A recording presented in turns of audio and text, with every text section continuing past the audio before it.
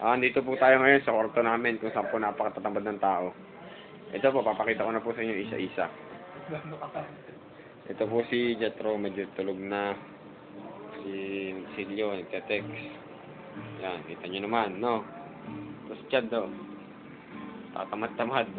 Lalo naman ako. Oy, wala, ginawa akong dito mamad ng tumamad. Tsaka, ito yung mga kabarkada namin sa labas. Tingnan nyo yung mga kabarkada namin sa labas. Yan, nagagawa ng NCP. Ito, nagigitara raw. Yan, sigara, may ligo. Yan na. So, kaway naman kayo. Yan. Babalik na ako dito para mga tama din ang tao dito eh.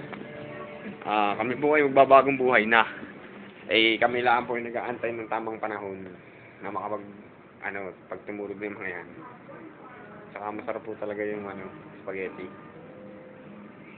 Kaya totol. Hindi pa. Hindi pa. Yan. Picture.